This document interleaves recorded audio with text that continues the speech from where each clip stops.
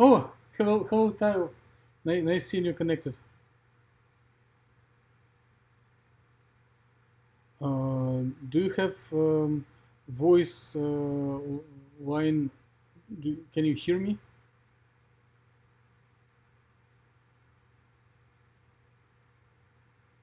You can type it.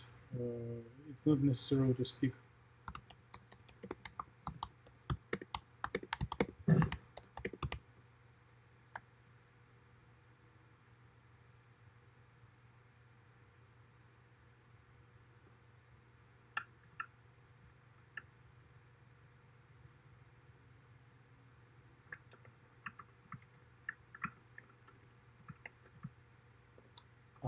Okay, I hear sound of the keyboard. Okay, thank you, Kristen. Yeah, Tao. I was checking if you can hear. If you can hear. Uh,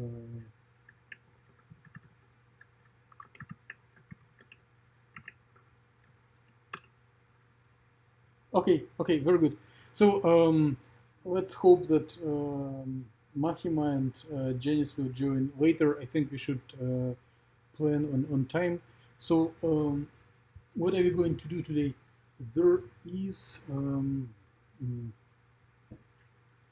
um, about fourfold plan. So I'm going to briefly talk about independent research projects that we will do as the main thing after at the end of the semester. Then I will do a very brief review of the materials that we covered in the theoretical background last time. Then there will be actual new material, which will be basically so-called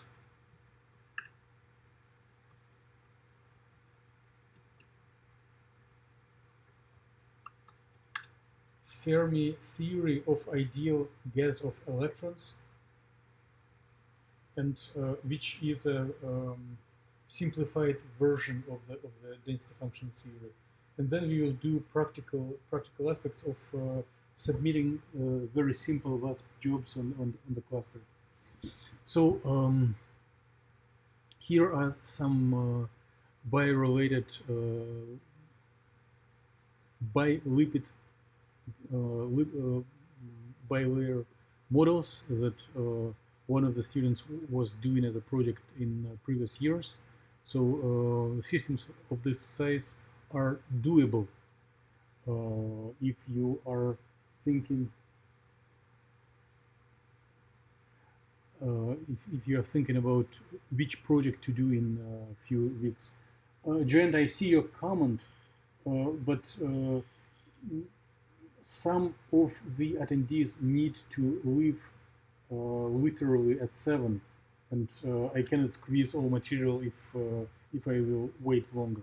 And at the beginning, we do have an introduction and some things that are not critical. Oh, here is my assistant helping to do the class today.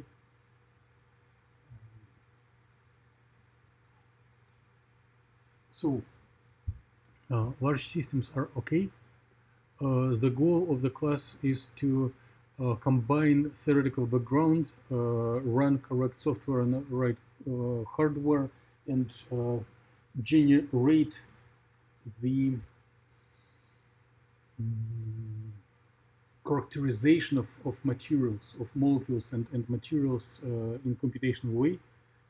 We have finished we have accomplished the first and second chapter, and now we are going into the third chapter of density functional theory, and we are doing Thomas Fermi theory of ideal electron gas.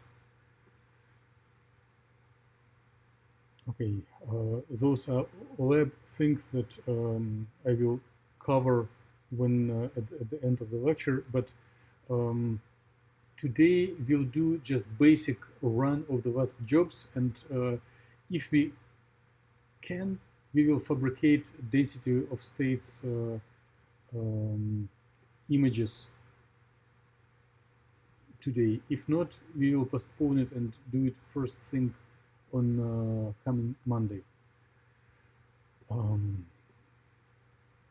So, brief recital of what we did last time. So,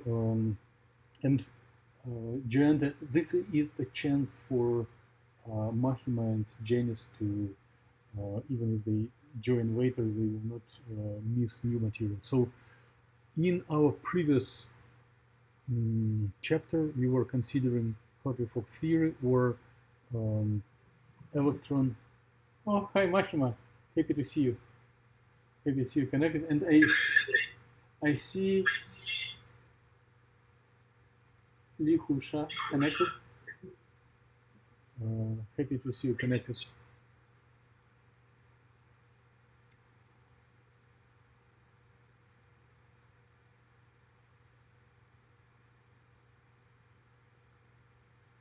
Okay, so before we were considering the Hartree-Fock theory, where the one electron Fock matrix includes core interaction between of kinetic energy and interaction to nuclei, and then electron-electron interaction in basis of atomic orbitals. So here are 4 electron integrals, Coulombian exchange, and distribution of molecular orbitals over atomic orbitals is called density matrix on the language of Hartree-Fock.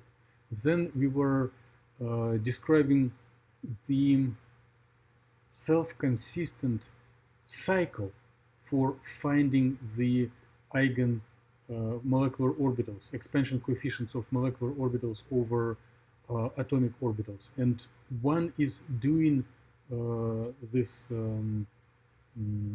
finding eigenstates of the Fock matrix, and then formulation of the total energy again and again until one is obtaining convergence of these energies, and then one can go to observables. So then we spent substantial time in discussing what is electromagnetic field and how does one use it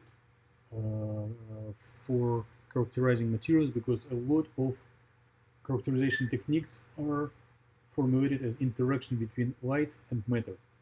UVVs, X-ray, infrared spectroscopy, NMR. So most of characterization techniques are interactions.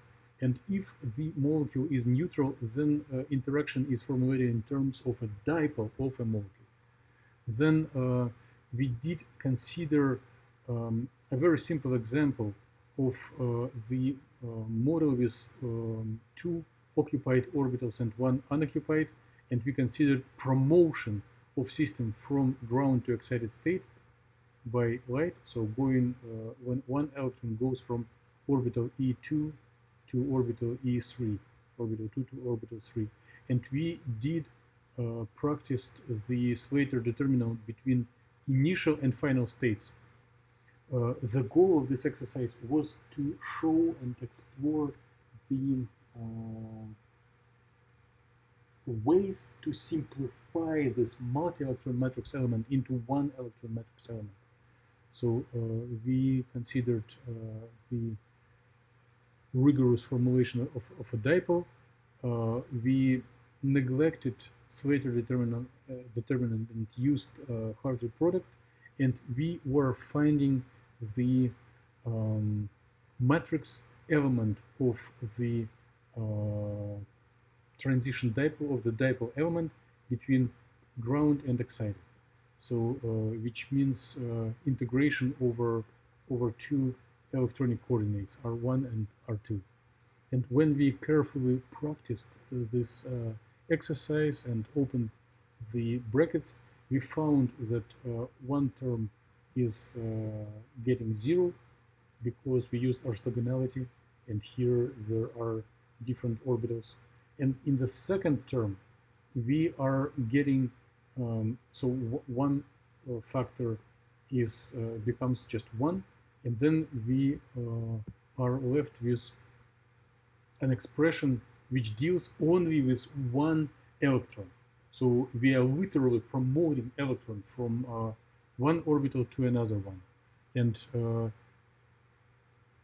sorry. And this promotion of electron from one orbital to another one is a way to characterize ability of a molecule to interact with electromagnetic radiation. This is not just an academic exercise. We will be practicing it again and again in the following parts of the course. So here is a little summary of this expression. So generally we consider transition of multi-electron system of molecule with many electrons from ground to excited state. But due to, I would say, proof that we considered on the last meeting, one can describe this process as promotion of only one electron from occupied to unoccupied orbital. And if we accept this approximation, then the probability amplitude of such process can be expressed as integral of source orbital, where electron is coming from, target orbital, molecular orbital, where electron is going to. In between them, we have operator of a dipole, which becomes equivalent to operator of position. Then we do have this integration and charge, because we want to combine the distance between charges and value of a charge to form a dipole. And when one performs this integration, this is called transition dipole. And later on, the square of the transition dipole gives oscillator strength, which gives the intensity of peaks in the spectrum. So I'm going to come back to this equation almost every lecture, and we will be practicing it. I know that Li-Hu Shah and Professor Tao Yu are specifically interested in practicing this equation in the basis of eigenstates, of DFT eigenstates computed with VASP software. And it is exactly what we will be doing when we accumulate enough skills. So this is one of the goals. Okay, we are yet on the going over previous lecture. So then we decided to generalize our approach and consider not only isolated molecules which are surrounded by solvent or vacuum, like gas phase molecules, but we also want to consider periodic systems when we do have unit cell, like small fraction of a system, crystal, repeated again and again in a translational fashion with ideal reproduction of this unit cell. So this is definition of solid. And when we are going to characterize such crystal materials with electronic structure calculations and trying to compute the properties, one needs to practice Bloch theorem. So if the crystal has a periodic potential that repeats itself in each replica of the unit cell, then the wave function will be reproducing itself in a sense of probability distribution. But in addition, there will be phase factor.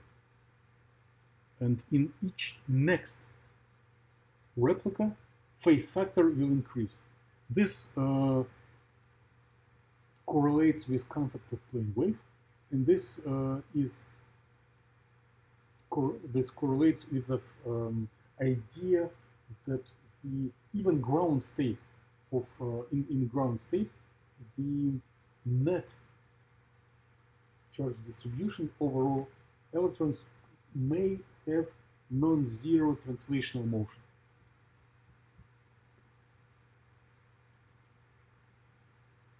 Okay. And the last thing we did cover was the Koopman's theorem that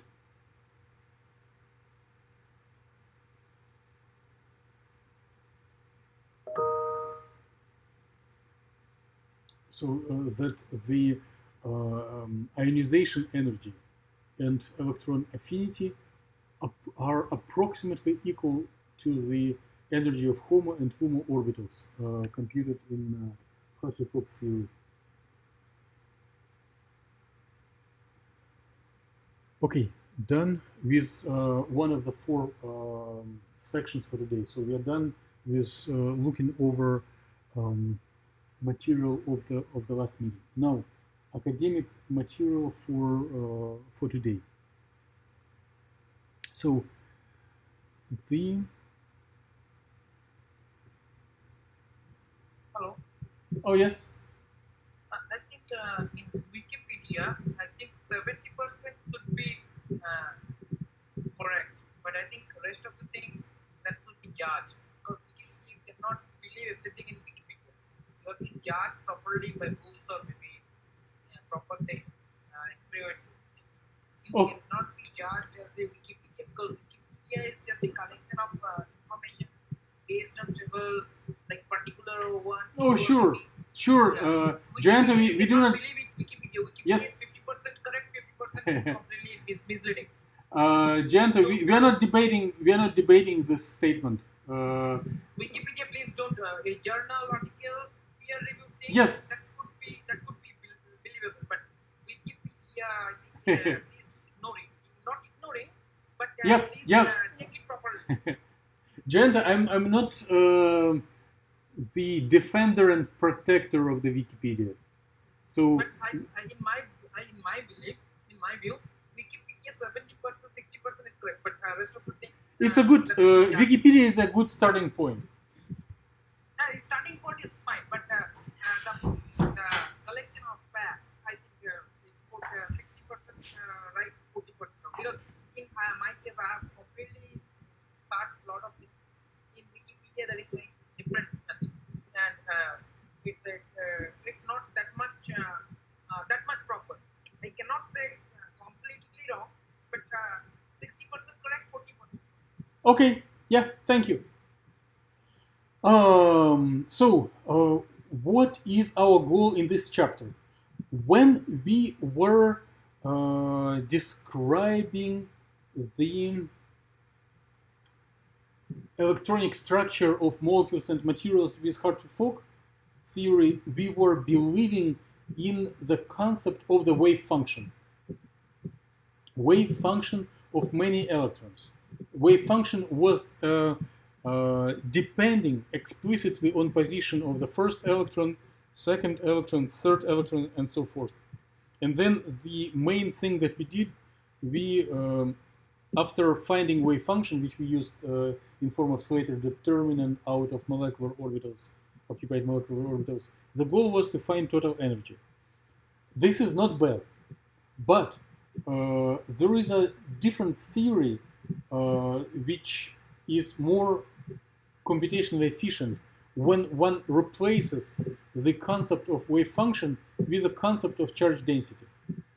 And there is a hope to express observables and specifically total energy as function of one variable, as so-called functional of the charge density. So in brief, this is our goal, and this is density functional theory. So one expresses total energy as functional of charge density. And charge density does depend only on one variable. So we will cover this material with the following plan, following roadmap. We need to set up definitions, then get through some background concepts, then there will be theorems. I know that many of us hate theorems from calculus time, but this most efficient computational technique is based on theorems, and we will need to cover them with the following purpose. If when you present your results on a conference, someone puts your results in doubt, you may quote those theorems as a proof that your results are correct. And then we will cover practical algorithms, and same as for Hartree-Fock theory, describe how to express observables out of the density function theory calculations. This is a roadmap for several meetings and couple of weeks. So let's set up a definition. What is a functional?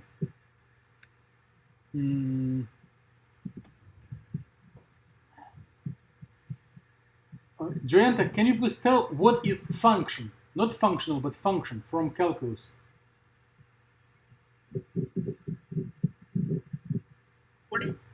Function. What is function?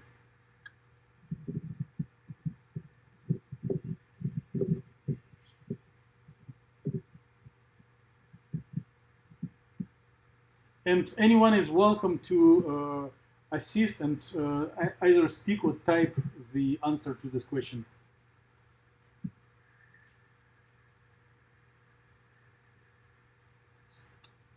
So I will type at the same time. So function is function is like a means like you will get out. You have to give some input. You will get some. Yes, a function is something that we can store in the Excel table. So for each value of the argument, for the x variable, we can have the value of the function. So for we can make two columns, one column of x and another column of y, right? No one objects.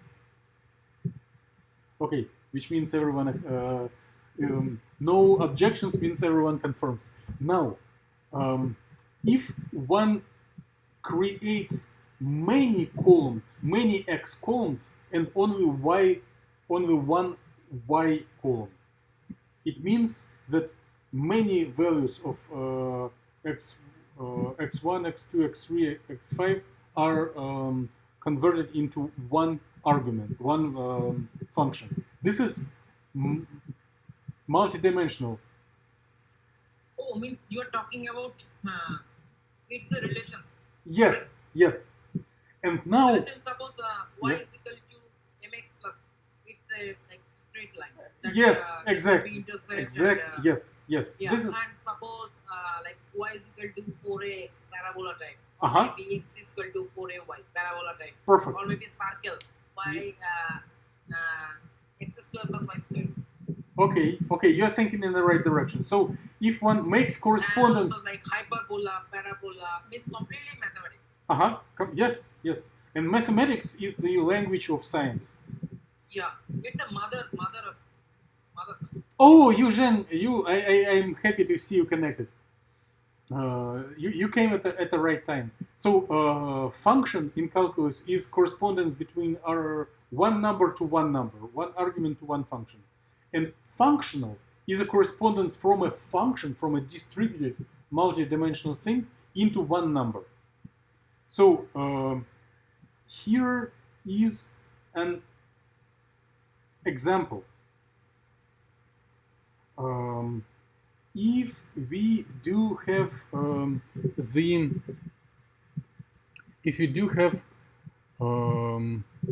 probability distribution for electron number I, right? So psi sub I of r absolute value squared. And if we integrate this expression, if we integrate it over the whole space from minus to plus infinity, we will get 1 if the function is normalized. Normalization condition, if we just speak about one electron in one orbital. Now, if we add together such probability distributions for the first electron, for the second electron, and up to highest occupied molecular orbital. So if we add them all together and then integrate. So if we integrate this total charge density, what will be the result? You can. Summation, right? Huh? What will be the result? Summation. Yeah, summation. Summation, and then we integrate. Like if we take this charge density and then integrate it from minus to plus infinity. Can you help us and give and explain the answer? Joanta? What? Could you please repeat it? It will be let me explain. We can integrate each of the terms in the summation separately and then add them together. After integration of each term, we will get 1, right? And if we add together 1 plus 1 plus 1 as many times as many occupied orbitals, as many electrons in the system, we will get number of electrons in the system. So here it is an example of the functional. We perform integration of the function. So this charge distribution is function. No. It's an integration, total integration. Yes. So rho is function, and integration of the function gives a number, gives only one number, and this number that comes as a result of integration of a function is a functional. Function. Or no. One can give more generalized mathematical expression, but the idea is the same. And in the density, so in this sense, it means that number of electrons in the system can be obtained by integrating overall charge density distribution. So number of electrons is a functional of the total density of electrons. And this is what is shown in the last line. In the density functional theory community, the functional dependence is typically symbolized by rectangular brackets. So if you see rectangular brackets instead of round brackets, it means it is a functional. Make sense?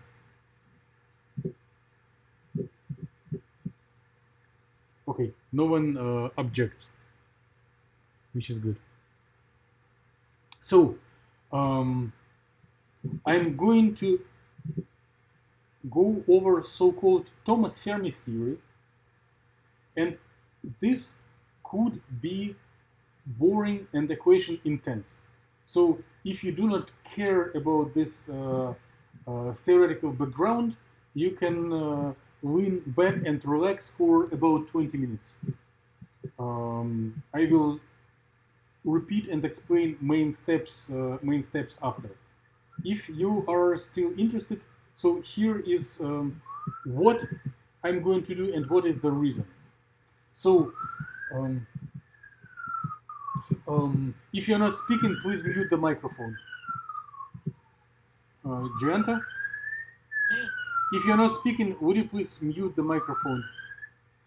Yeah. And then turning on back when you replying or asking questions.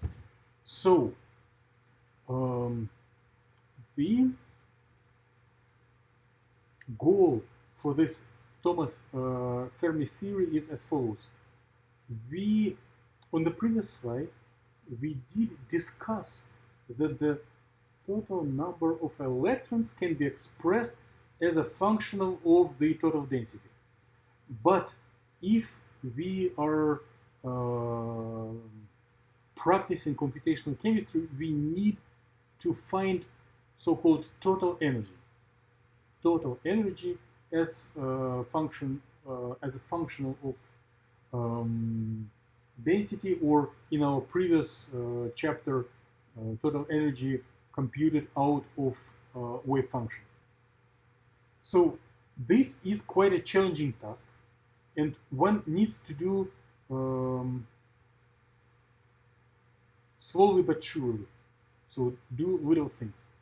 So instead of immediately attacking and discussing true density functional theory for molecules, I will be doing quite a nonsense in practical meaning, but it will be very important philosophical step that will explain the principles, how density functional theory works. So what I'm going to bring in and discuss, so-called Thomas Fermi theory, is an analog of density functional theory for the free space. So we are considering, Kristen was visiting, attending and getting excellent grade in physical chemistry course, where one of the consideration was a free space when there is nothing except only one electron as a theoretical model. Vacuum is one electron. Here we will consider as our logical step towards molecules, we will consider free space with a lot of electrons. And these electrons will not repel each other. So those are, it will be electrons that can smash through each other without interaction. So from practical point of view, it's quite silly model, but it shows the general steps how one can express energy out of density. And if after going through the steps, the actual density functional theory for true molecules and materials will become much easier to go over. So here are 8 steps that I'm going to verbalize and go over. So in the first step, I'm going to chop the universe on the cubes. In the last step, number 8, I will combine cubes back together. In the middle, I will compute total energy of all electrons in one cube. And then if I add together energies for each individual cube, then bringing them together will give total energy of the universe filled with so many electrons. So let's chop the universe onto the cubes. And let's assume, let's agree that each cube has length L, lowercase Latin L, and the volume V, which will be L cubed. If we know the number of electrons in one, and let's consider that they are homogeneously distributed. So if we know the number of electrons in one cube, and if you know the volume of one cube, then this fraction ratio of number of electrons per cube over volume of a cube is a density. And our goal is to express energy as functional of the density. Okay, so I will inform you, I will serve as an alarm clock when I will reach the step 8, and then we will go to more important and interesting practical things. So I will give an announcement when number 8 is reached. So boring steps 1 through 8. So cube, density of electrons, and then next we need to find energy of each electron in this cube. So if we have not three-dimensional but one-dimensional boxes, so cube is a box. If we have a one-dimensional boxes, then quantized electrons can take quantum states of a particle in the box. So energy of orbitals, of this eigenstates of an electron, of a particle in the box, depends on several parameters. On the size of the box, L, on the quantum number, on mass of electron, and Planck constant. Kristen, can you please, would you be interested to comment about the energy of particle in the box?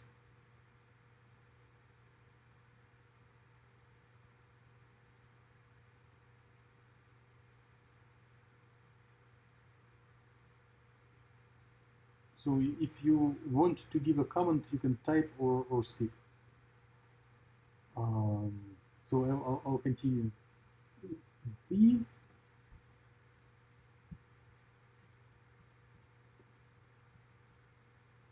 energy of electron in one-dimensional box is a square of quantum number over the size of the box. And if we do have actual three-dimensional space, then one needs three quantum numbers. So quantum numbers in x, y, and z directions. And this expression for one-dimensional box is expanded into three-dimensional box. So energy of one electron in one quantum states in a box is quantum number along x squared, quantum number along y squared, quantum number along z squared. Everything is divided by size of the box squared. So if you do not like this idea, or if you have arguments against it, please speak or type now, or accept it forever. Okay, no one is objecting. So I'm going to throw in a crazy idea. So we all accept that electrons prefer to sit in eigenstates. But typically, when we speak about space, we consider Cartesian space of coordinates. Now, let's focus our attention onto the space of quantum numbers. So let's consider this nx and y and nz as coordinates in the space of quantum numbers. Of course, these values must be discrete by quantum nature of electron. But if we take this idea of space of quantum numbers, then this combination of three quantum numbers squared can be considered as the radius in this radius of a sphere in the space of quantum numbers. So if you have any objections, please feel free to express them. So the radius is in Cartesian spaces. Giant, I did mention the equation of circle, and we have equation of sphere. Xy plus y, x squared, y squared, z squared equals r squared is the equation of a sphere. And if instead of x, y, and z, we place nx, ny, and nz, it will be sphere in a space of quantum states. So what are we going to do in this space of quantum states?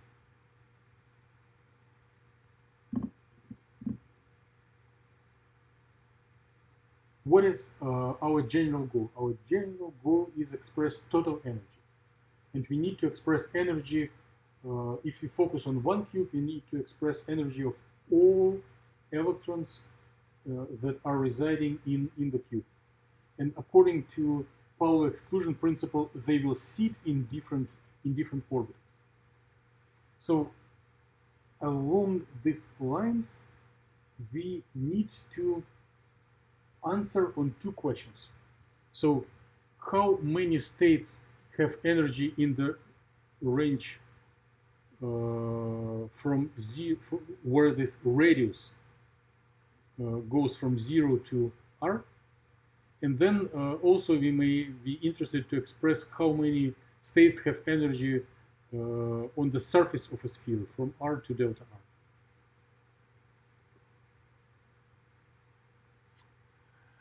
r. So this is insert new slide.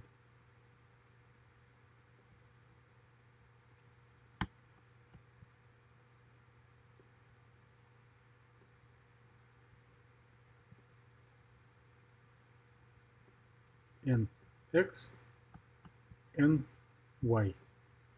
So x, y, and I'm not plotting z because it will be too much complicated. So nx takes discrete value 1, 2, 3, 4, 5 because of the quantum nature of electron in a box.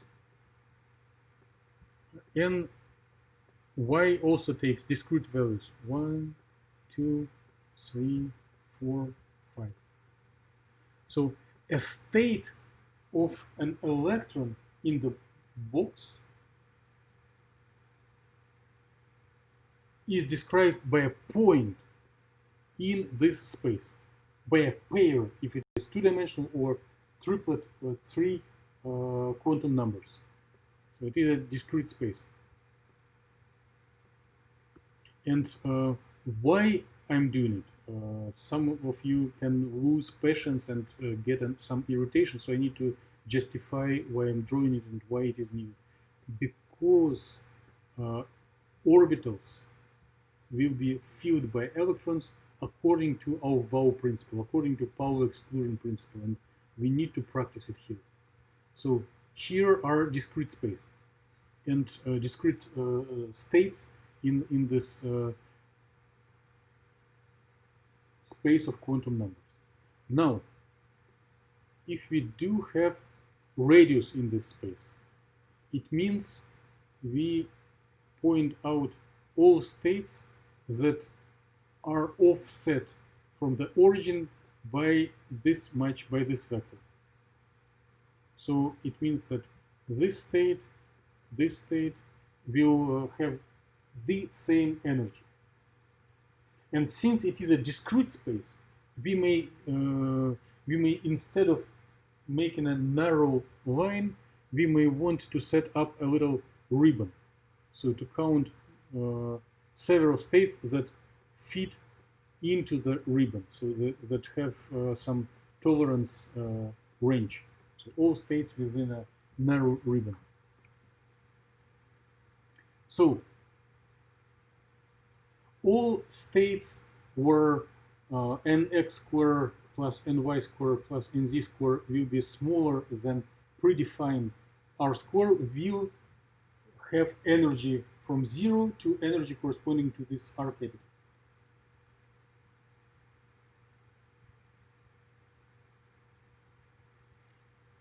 How many states will be inside this geometrical figure?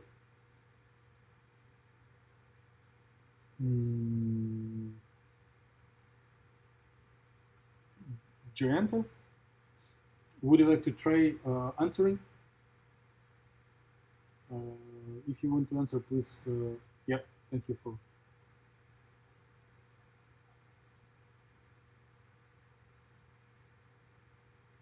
So, how many points are inside the sphere?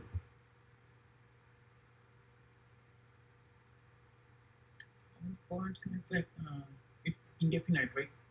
No. It's certain. If you have predefined value of R, and then the question is like if you draw the border of a circle or a sphere, then we need to count how many points are inside.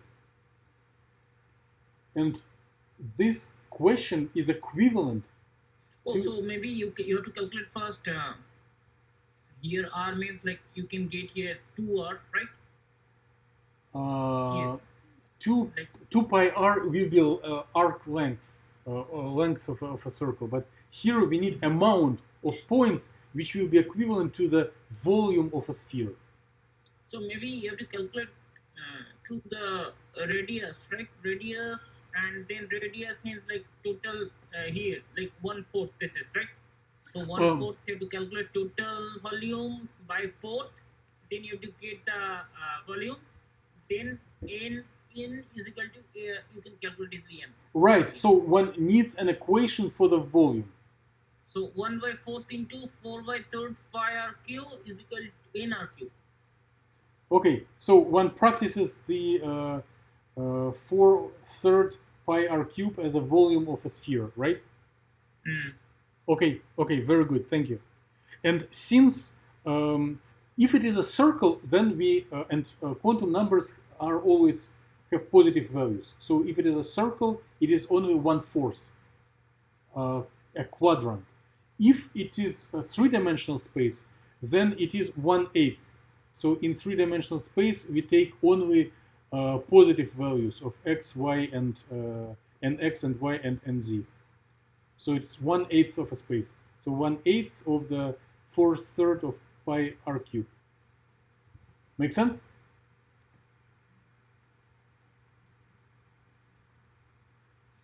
So the thing is that previous slide you have discussed about two-dimensional that I can easily predict by 1/4 into 4/3 pi r cube. But here you are discussing about three-dimensional things.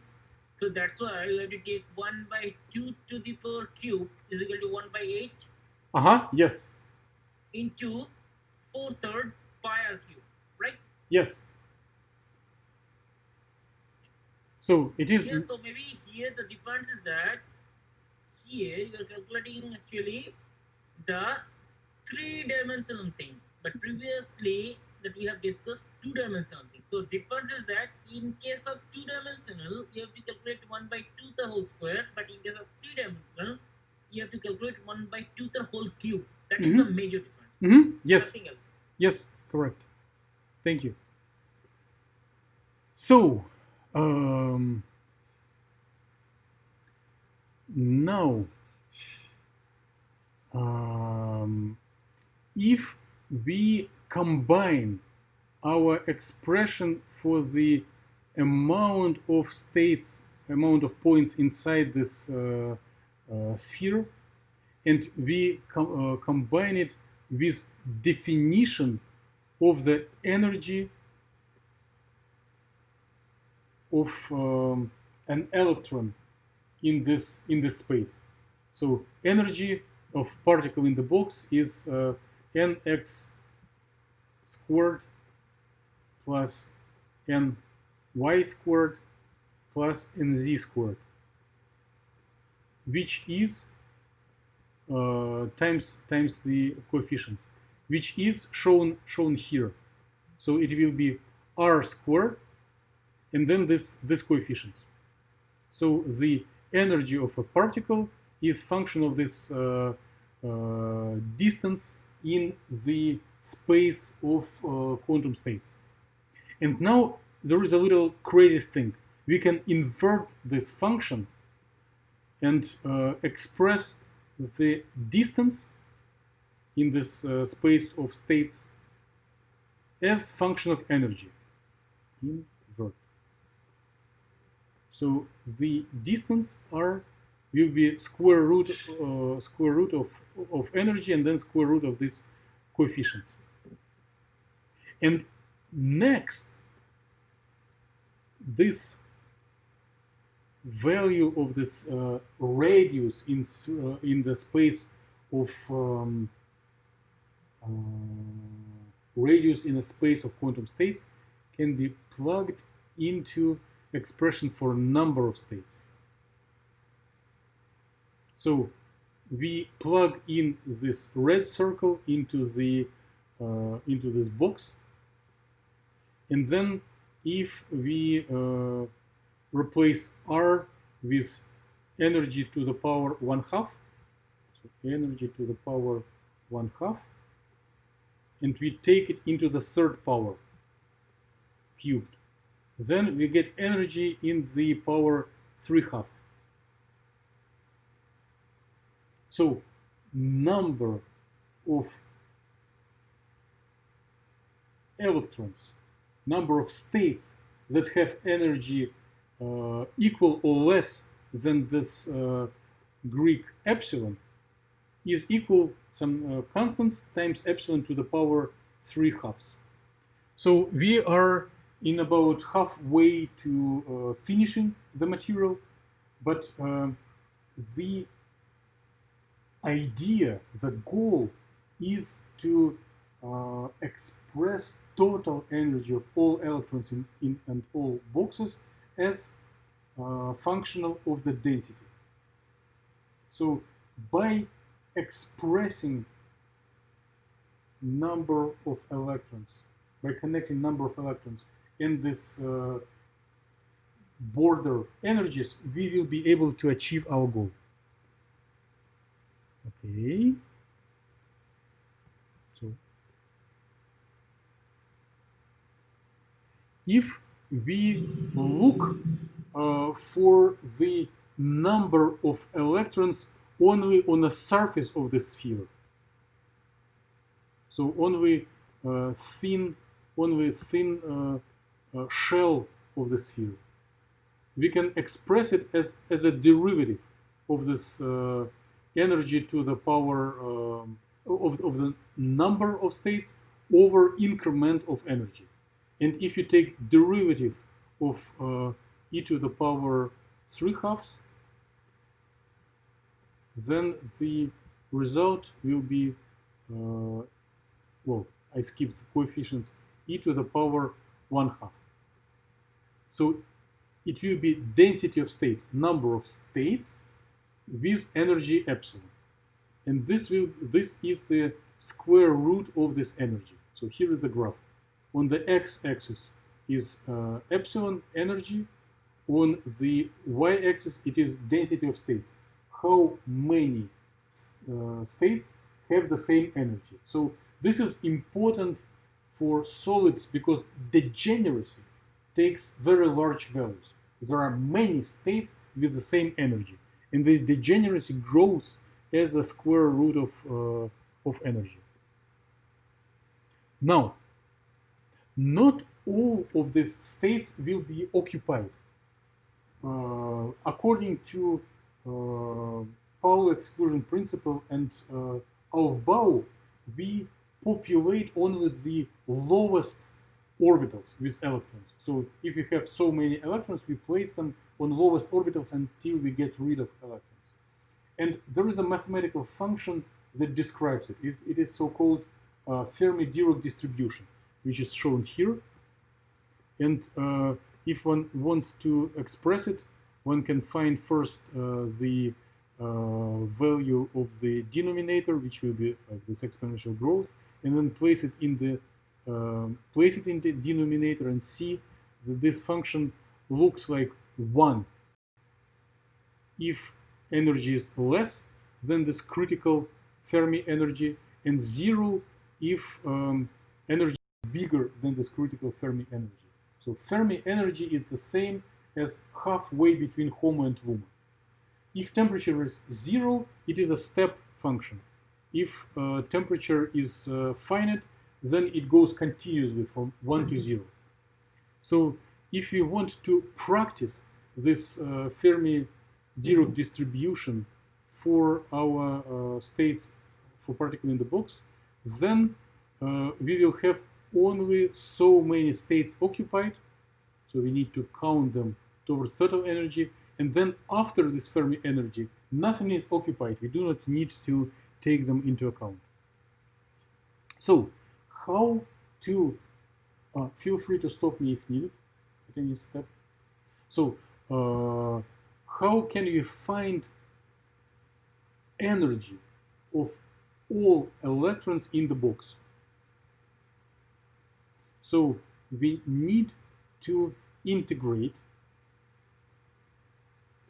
density of states that we defined before times distribution, Fermi distribution, which tells if the orbital is occupied or unoccupied, and the energy. But since the F function, the Fermi Dirac distribution, is either 1 for energy smaller than Fermi and 0 if energy is bigger than Fermi, then we can remove this F function here and restrict integration to the range from 0 to energy Fermi. And here we have only energy and this degeneracy, density of states. So degeneracy, density of states, is energy to the power 1/2. Energy is energy just in power 1. If we integrate e to the power, so 1 plus 1/2 will be 3/2 dE. What will be the result of integration of such integral?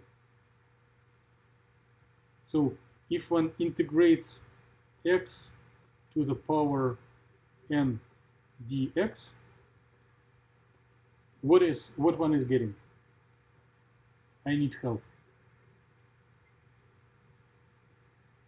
So your n plus 1 by n plus 1. And what is in the denominator? by n plus 1. Okay, thank you. So by integration we raise power by 1. So if we used to have, if the power was 3/2, after integration it is 5/2. And then we practice it on the upper limit of, at 0 it will be 0, and we practice it at the upper limit, so it will be Fermi energy to the power 5/2. So total energy of all electrons stored in one small box is Fermi energy in the power of 5/2. But by now we need to express everything in terms of density, but we do not have Fermi energy in terms of density. We probably need to express it. We will do it shortly. So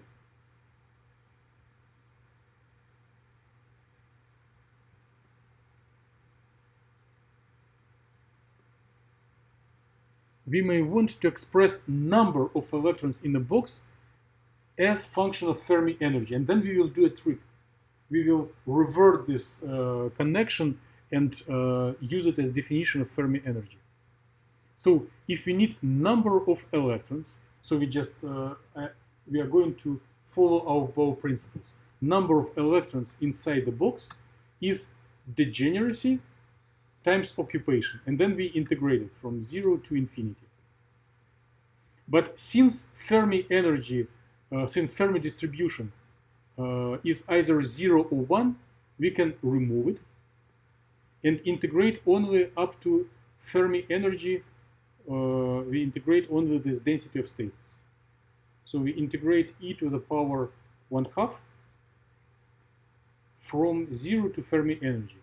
So what is the integral of e to the power 1/2?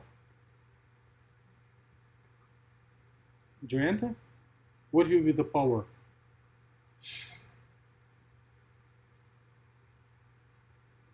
It will be increased by 1, right? Yeah. So instead of 1/2, it will be 3/2. And I just skip the constants, otherwise it will be too long. And if we express this at lower and upper limit and subtract them, it will be energy, Fermi energy into the power 3/2 and times some constant. So we have total energy, and we do have the number of electrons as a function of Fermi energy. If we revert this expression, we can tell that Fermi energy will be proportional to number of electrons in the box in the power 2/3. It's same like inverse if of this power. Second.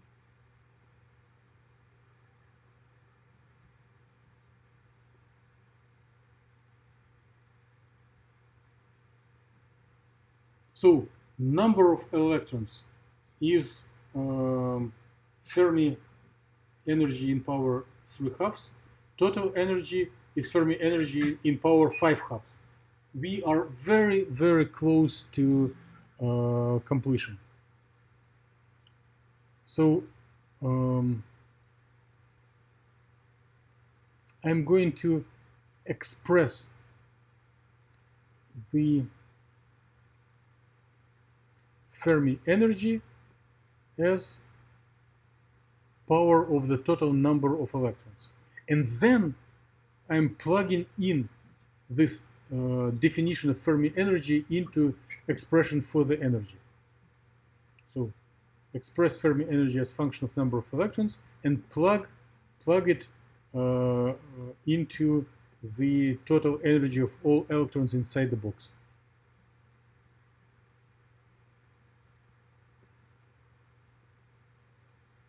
So here is Fermi energy. Here is total energy. And now we plug Fermi into here. Then, so it is most important part of this boring derivation. So total energy is expressed as power of number of electrons. So this was EF, which is number of electrons in power 2/3, and we take it into the power 5/2.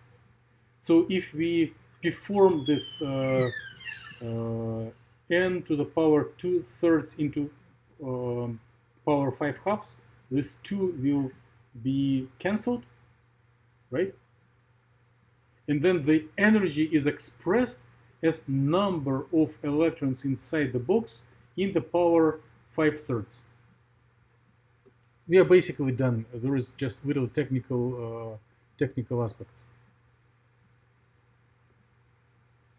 So if we multiply number of electrons by volume and divide it by volume, we change nothing, right? Mathematically, multiplying and dividing by the same number is permitted. Then we can express total energy not as function of number, but in the power 5/3, but as function of density. And this volume to the power 5/3 can be added, can be described as a part of all constants in front. So energy of all electrons inside the box is a constant times density of electrons to the power 5/3.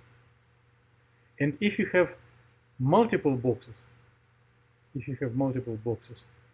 then we just need to integrate this density to the power 5/3 over the whole space.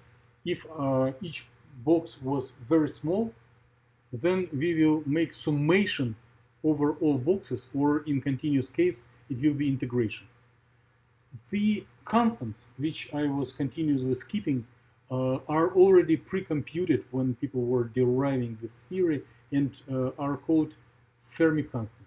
So Fermi constants times three-dimensional integral of rho to the power 5/3 will give a total energy of non-interacting electrons in the universe.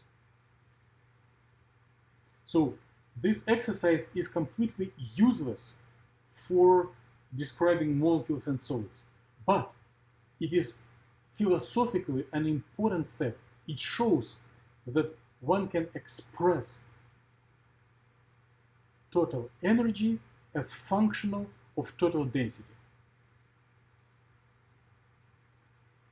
And for realistic systems, there will be additional tricks, but overall logic is quite similar to this.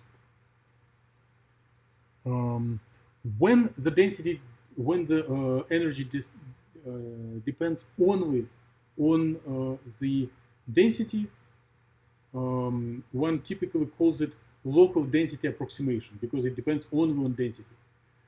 Often, the total energy also depends on gradient of the density over space. So this triangle is a first derivative, which is a vector because there are three dimensions.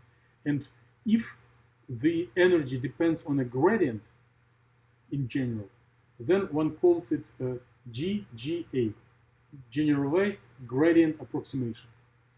And those of you who are already practicing density functional theory may have heard of it. So GGA is a family of functionals that include gradient corrections. Okay, we are done with the background material. Please express. I have a question Oh, actually. What yes? is the full form of GGA that previously you have discussed? Just spec, yeah. Gradient GGA. What is the form of GGA? GGA is generalized gradient approximation.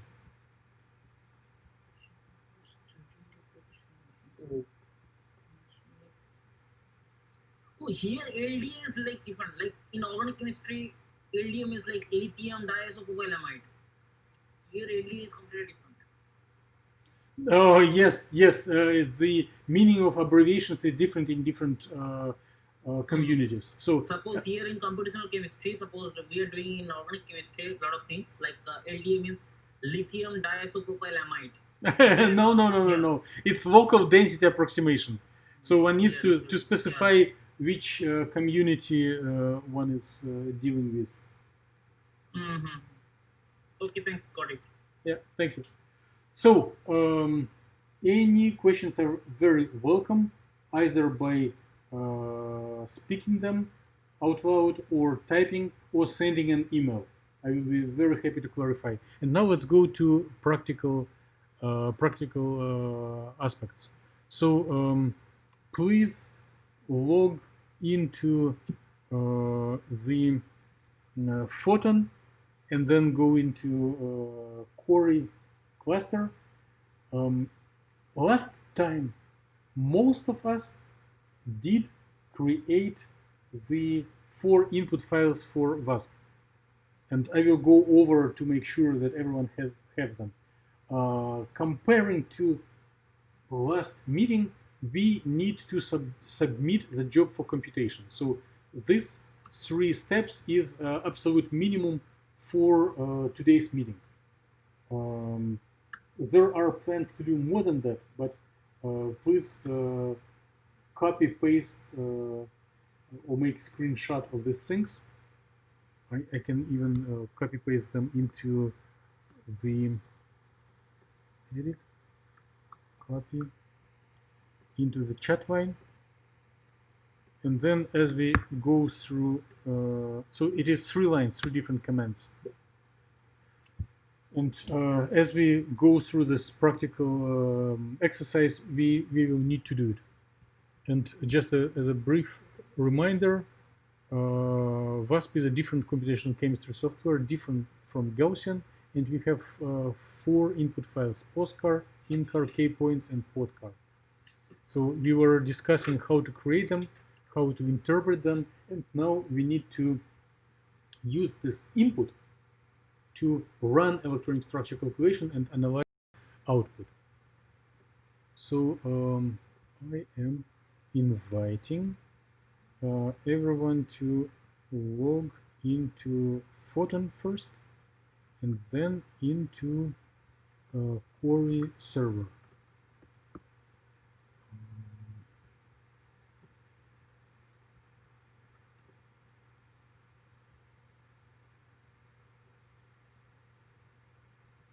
Yes, Professor Tao, you are correct, and I will show this commands once again, so that everyone feels comfortable.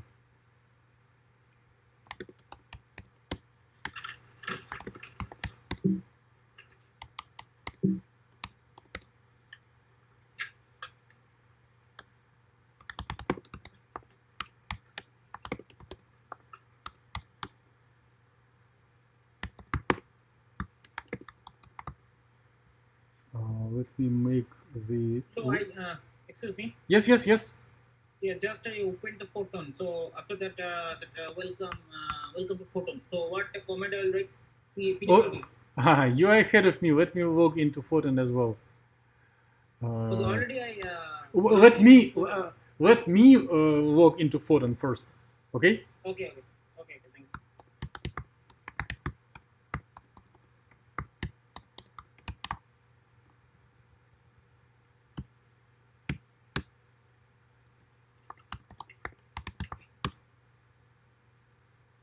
So it is not critically necessary, but I would prefer to go into the.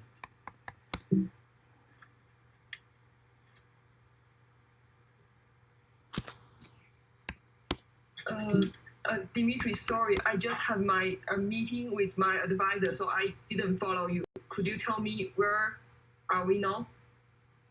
Yes. So just follow things that I'm doing on the screen. Are you done with your meeting with your advisor by now? Yeah, just now, yeah. Okay. It's not, yeah.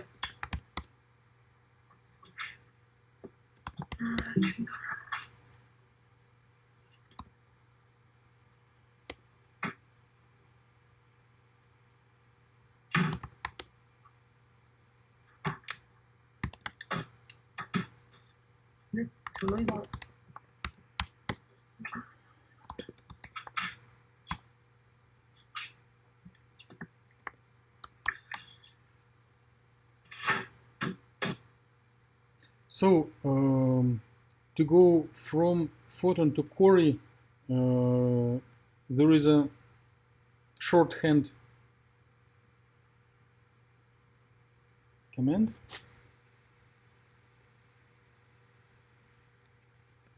And I will retype it here once again.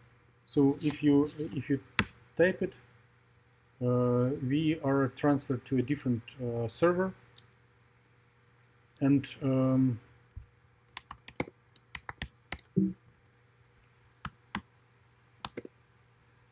let me give you the path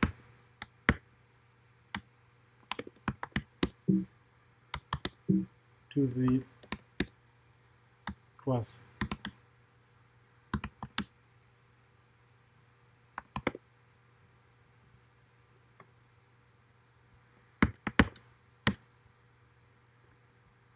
Okay. C. Control V. So here is the path to the directory of the class. And then if you are in this directory, you can see your Kristen has 2 subdirectories. Okay.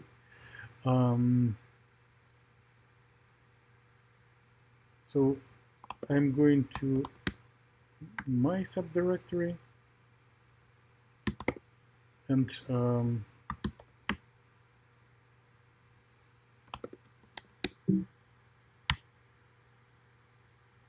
here is previous lab. Here's the previous lab, and the goal of the previous lab was to create this 4 files: postcar, podcar, kpoints, incar. So please, I retried the, just a second, I want to see what is Kristen's typing. I retried the practical aspects of Monday's lesson since I had difficulties with the rotate commands. So so in my case, it came like global, CFS, CDRS, CHEM1251, VASP, CHEM676 Summer. Then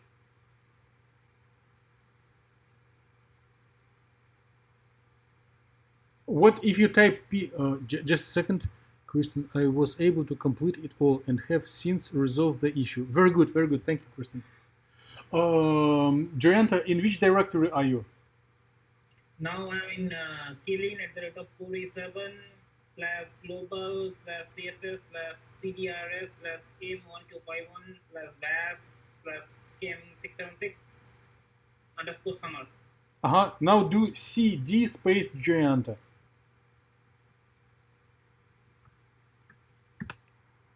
Then no such file or directory. Yeah, come on. Jayanta is uppercase. Do L. Okay. Okay. ls, if you do ls minus lt, ls minus lt, it comes. Then by the way, Lihusha, are you logged in? Please open subdirectory for yourself. So which subdirectory for comment? No. Just wait. I'm talking to Lihusha. Okay. Yes.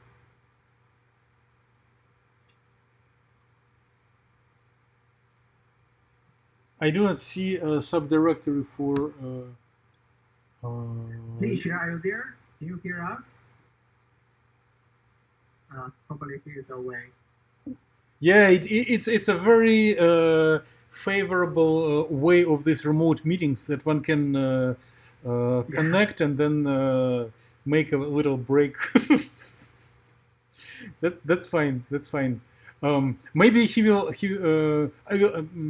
ask you how to do this thing. So if okay, you, yeah, okay, I can show him. Yeah. Okay. Yeah, Okay. good. So Okay. let's check that Jayanta is doing fine. Ls minus LT.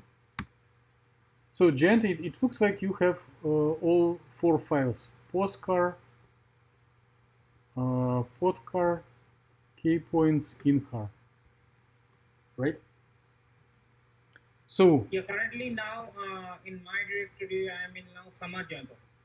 Yes. Global, yes. CFS, Yes. CDRS, yeah. Yes. So if let me browse through your directories and see that each of you have these 4 files, and if anyone needs quick help how to create them, I will cover it. But I want to believe that everyone has these files and know how to do it.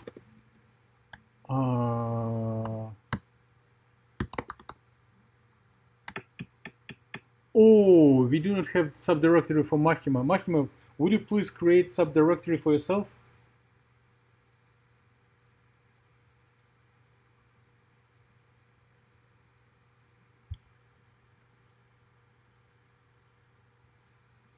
I still do not see it.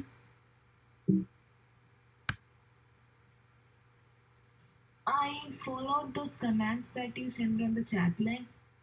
Yes, but then you need to,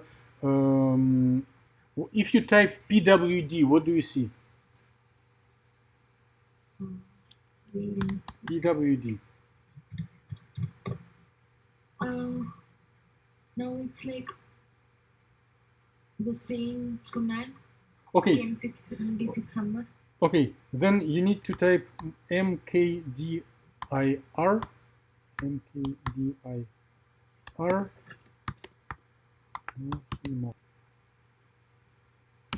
So open subdirectory for yourself. Okay. Because otherwise it will be very difficult to. Okay, yes. And now you can type cd space Mahima.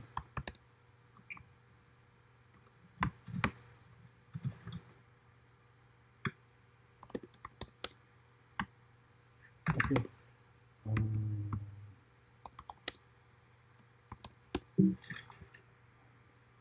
Dimitri, may I ask a question? A quick one. Oh, please, please. So regarding this pseudo-potential postcard, no, not postcard. I mean, so for example, for titanium, you have a different charges, like a 4+, 2+. Will them use the same pseudo-potential, or they have a different one for the different charges? It will be the same, independent for any oxidation state. It will be the same potential. If you look into the directory for pseudo potentials, you will notice that for several elements there is more than one potentials. But it is not for different oxidation states. It is different functionals. No, wait. It is different level of precision. It is including different amount of core electrons. Most of these potentials are neglecting core electrons and use only valent electrons. Sure.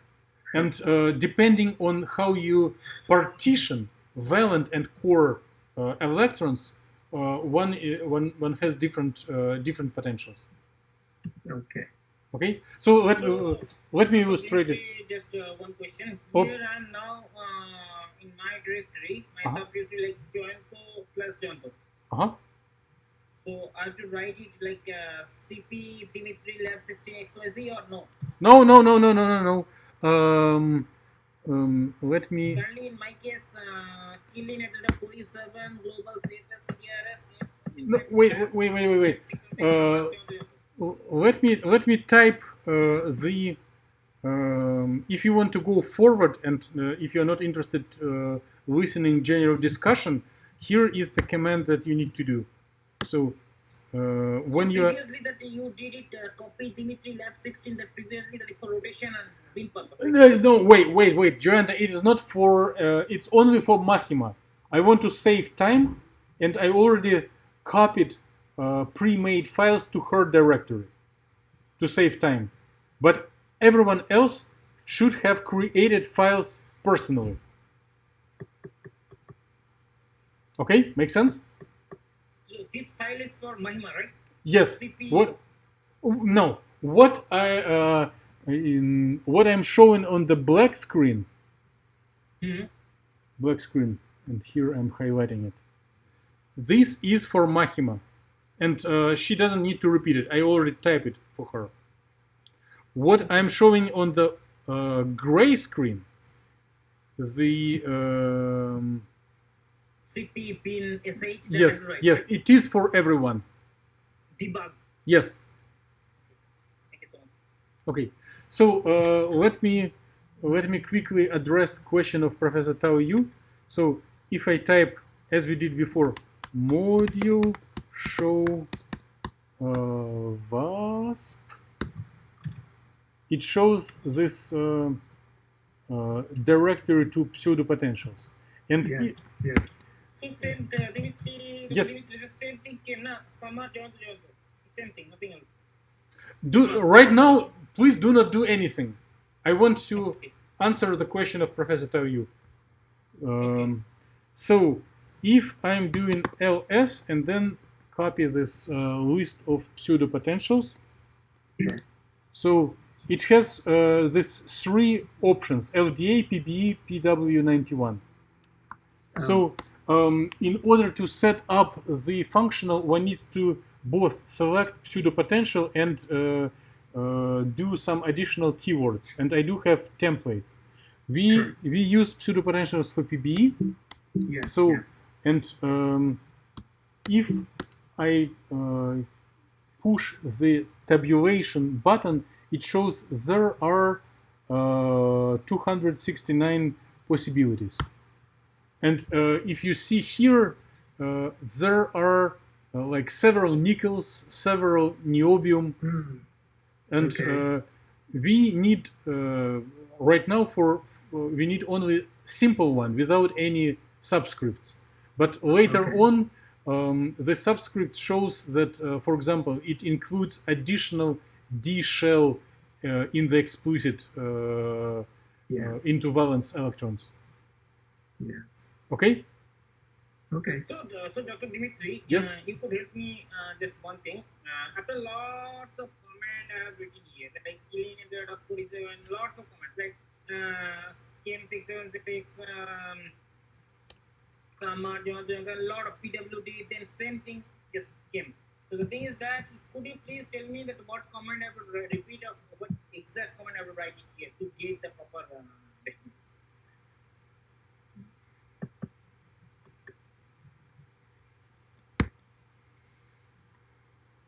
To get to proper destination? No, I didn't understand your question, but in order to... My question is that I have put a lot of comments here, but the thing is that after putting a lot of comments, nothing else. I think that Dimitri is helping me, and I think there's nothing you need to do at this moment. He's just trying to show me something. Yes, correct, correct.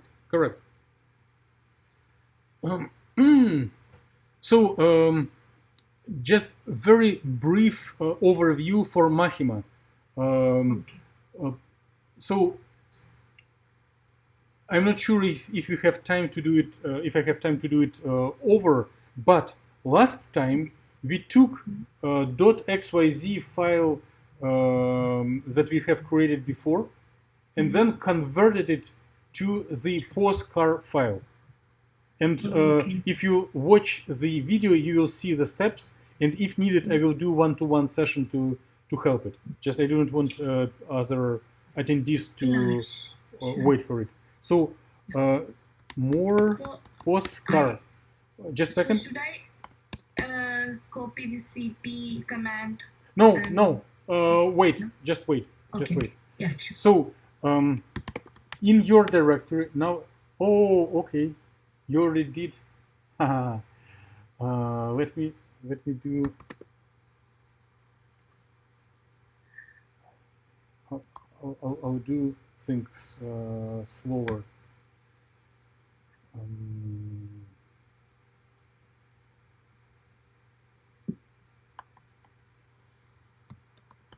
So we need 3 files: postcard, and please do not repeat. I'm just doing something.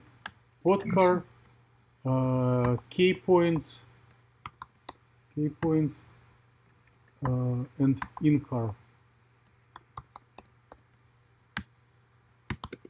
So the meaning of this these 4 files together are equivalent to one .com file in the Gaussian.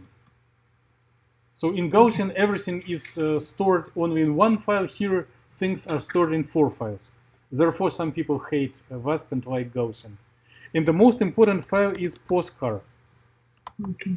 So postcard contains the coordinates of all atoms in the molecule. And here, let me interpret, since some people were departing a little earlier last time, let me just interpret the meaning of the postcard file. So we all need to know how to prepare it, but suppose we have it. So in the first line, it shows the list of elements in the molecule. So this molecule is composed is titanium hydroxide with titanium, oxygen, and hydrogen. And elements here are arranged alphabetically. Hydrogen, oxygen, titanium. Then line 2 is skipped. We should keep it equals 1. Then next 3 lines is a matrix with main diagonal is non-zero and off-diagonal elements are 0. So the meaning of these elements is the size of the periodic box. So if I will quickly jump back into this into the slides.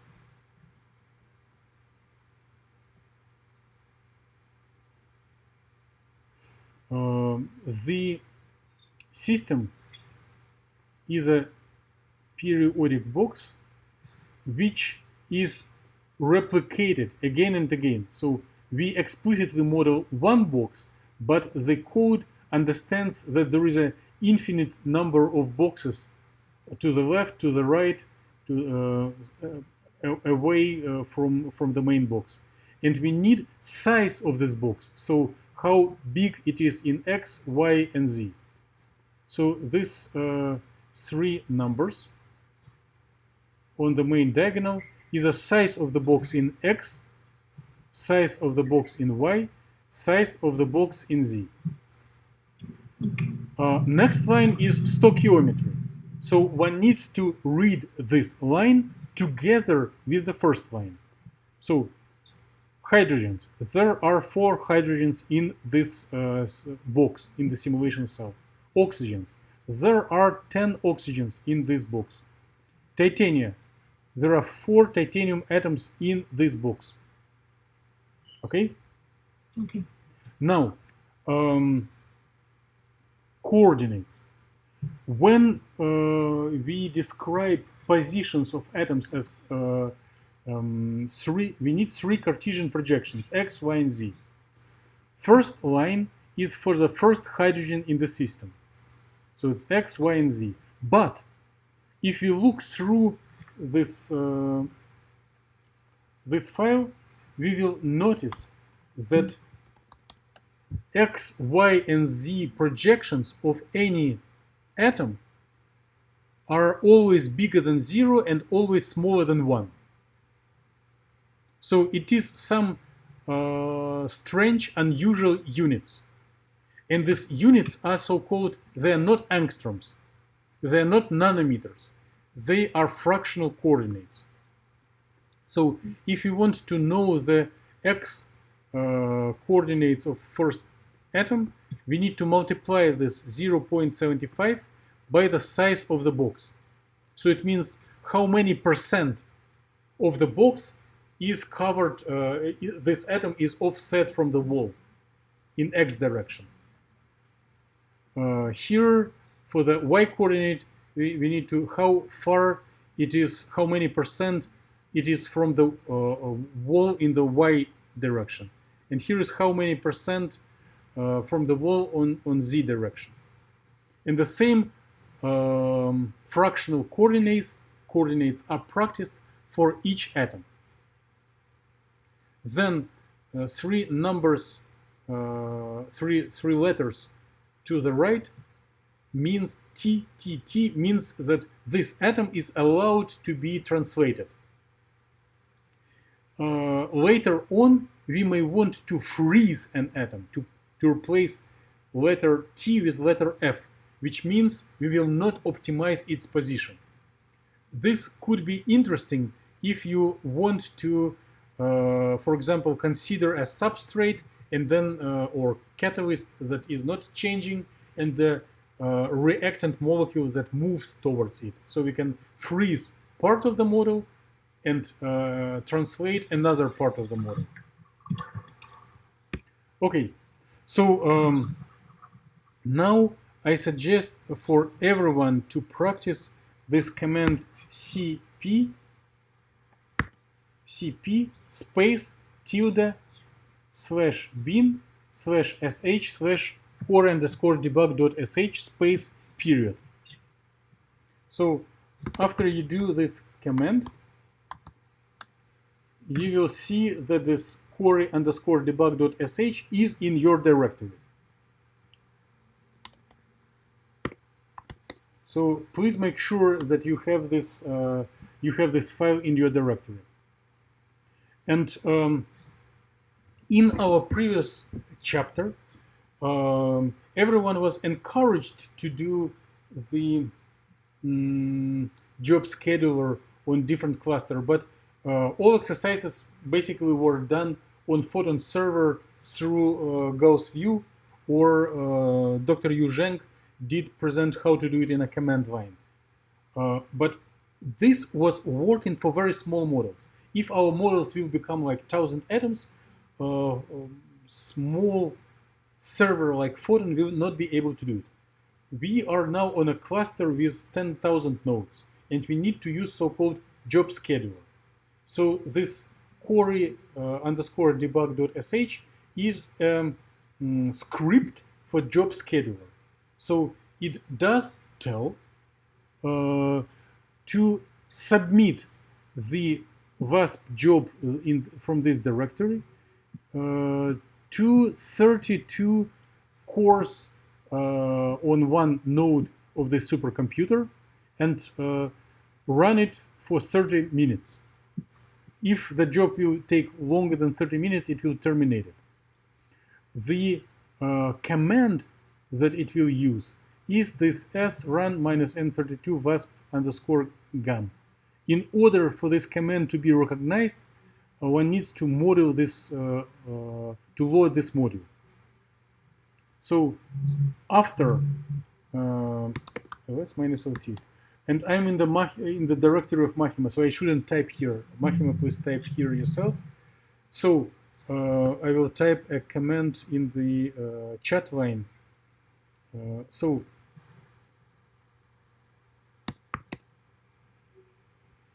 I assume everyone does have this .sh script. If no, please let me know. Yeah, the thing is that I already proved that you this comment like CP plus P in SH. And the thing is that only thing I'm getting here, only like after putting this command, I observed clearly at the out of 47 again came like global CFS CDRS summer join to join.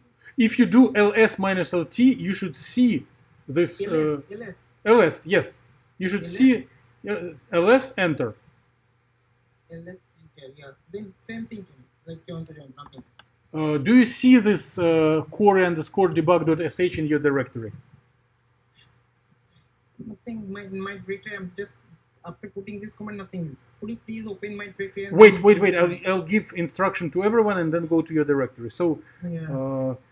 Mahima and everyone who has this core underscore debug.sh, please type the following command: s batch space query underscore debug.sh and hit enter.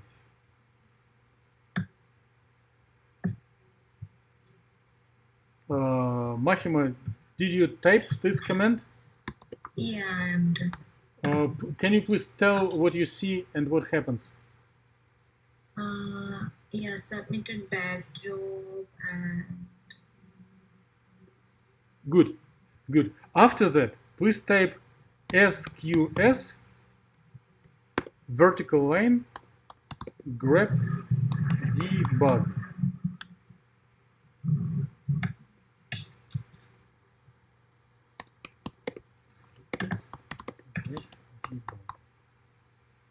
yeah. So it says not available.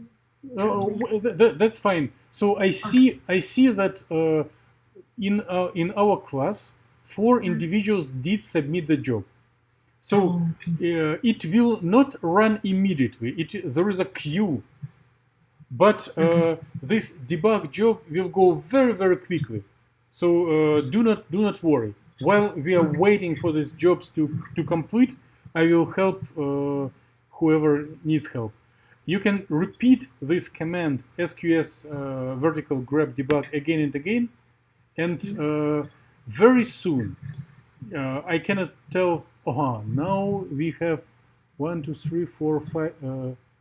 We have. Yeah, the same thing I came. 3, Yeah. 2, 7. Yes. Yeah. Yes. So you can wait several minutes, or you can repeat this command again and again. But I promise that within 30 minutes it will be complete. So for this little exercise, it looks a little too long, but generally it's quite quick. Oh no, someone else is.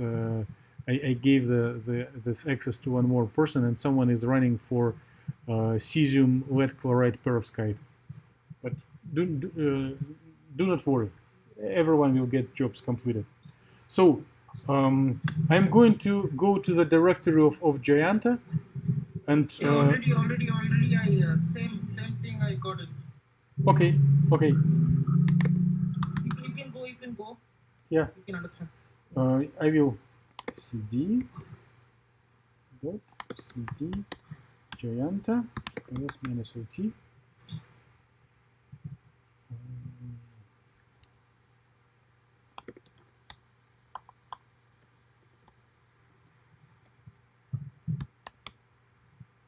No. You did open a subdirectory inside subdirectory. You do not need to have this double Jayanta. You may open another subdirectory for each how to say, for each lab, but you need to have, let me show it once again. You need to have this podcar inca, sorry, nk points, and s minus ot s minus ot and this query debug in the same directory. So ls minus it or ld. ls space minus lt. So Jayanta, would you please repeat this cp once again? So what I will write? Cp. Which comment? Cp bin this is. Yes. Okay. And sh dot, right? Yes.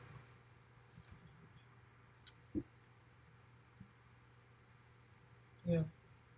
Then. Okay, let me see. No. Where if you type pwd, are you in single Jayanta or double Jayanta? Jayanta, pwd, right? PWD yes. Means that will come double its came. So how I will go back to single one? Yes, go to single one, and then with arrow up, bring this cp command and hit enter once again. Still double came. So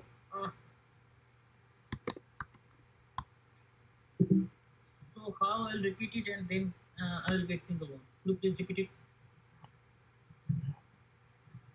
Are you in a single Jayanta or double Jayanta? What if you type? Still Jayanta slash Jayanta. Now type cd space dot cd space dot.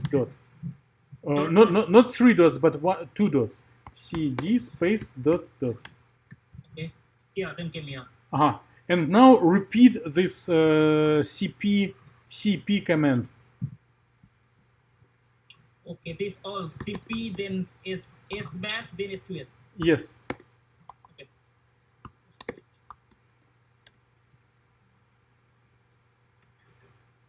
Done? Oh yes, I see. You're done. I'm showing it on the. Little bit. Just no. It is done. Okay, then submit it batch job and then SQS, right? Submit. What do you see after you submit the job? Submit job, then summer John token, then have you submit it and then have like in that came, right? One single dot John. Then. No, just wait. Wait until job is done. We need to practice a bit of patience. Okay, so the thing is that in double case you have to repeat it like see this space dot, right? That will come single one. So cd space dot dot means go up one directory tree, one rung, one ladder up. So did you type s batch? Yeah, already I S batch already, and then SQS I grep debug already I put, and then some result came DIO2 like that. Okay. So if you right now I did type this SQS grep debug, and you see so there are 4 lines. In 3 lines on the top it is PD, which means pending. In the last one it shows R, which means it is running, and it shows it was running for 0 minutes and 52 seconds. Okay, means it will take some time. Debug, right? PD, pending, and then just last 2 jobs I have seen here like already are. Okay, so and now I typed it once again, and the job that was running is already done. Okay. So it is not yet done in your directory, but I think in directories of other class attendees it is done. Jayanta, please wait. I will browse through directories of other class members. Yeah. Okay. So let's go to Mahima. So I am in the directory of Mahima. Yeah, that's good. Okay. So when we were starting, we used to have only 5 files, 4 input files for WASP, and 1 script for job scheduler, right? Yeah. So now the job is done, and you have dozen new files. So we have several new files, and for some time we will need to get acquainted with meaning of these files. So the most important file is outcar. So the outcar file is analog, is similar to .log file in Gaussian. And after I will see that everyone has these files ready, we will go forward to analyze this file and extract useful information. Just for your curiosity, the wavecar is analogous to check file in Gaussian. And if I want to inspect if the job has completed correctly, I can do tail outcar, and if the job was successful, it gives this list of spent resources. So if it gives such a list of how many minutes and seconds it used, it means it is a successful job completion. So everything is good in your directory. And I need to browse through directories of other class members before we go forward. Okay, sounds good. So let's go to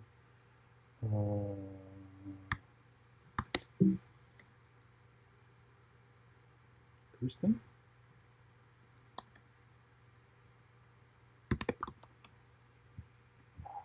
Yes, -18. Kristen, are you working in the KL path node or KL path node 2?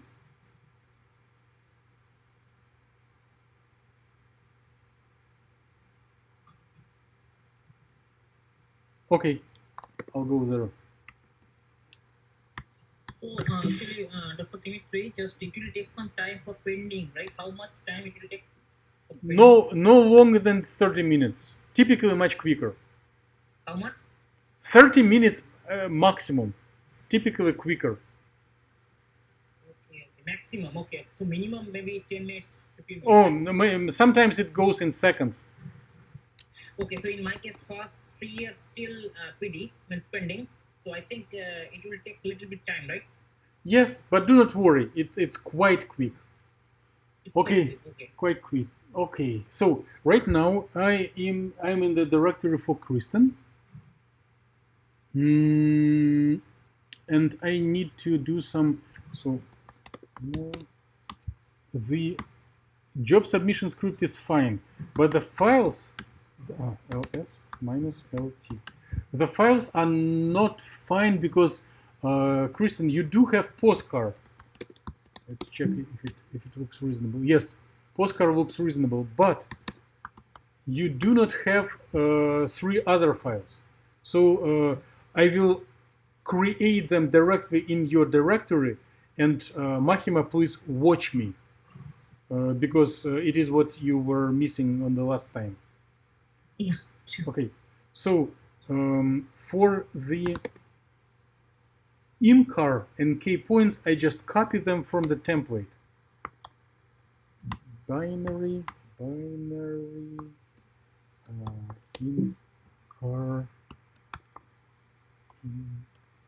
incar geometry optimization space here incar. So there in this directory there are templates of the incars for different circumstances, but now I have copied the simplest of them, ls minus lt. So now we do have incar file. Incar file is analogous to the second line in Gaussian when you tell like optimize 631G B3LYP. So what to compute? Now we need k points file. So I also need to copy it from the template. From binary slash k points space into here.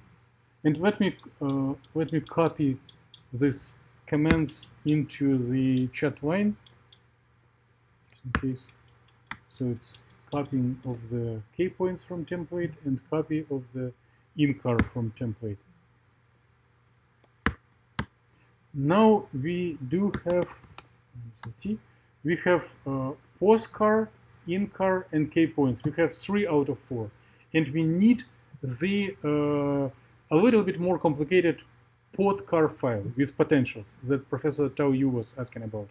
So I'm doing head postcar to inspect which elements are used in this molecule. So it is HOT.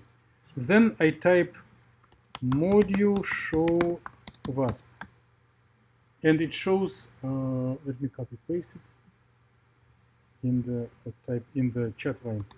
Module show wasp.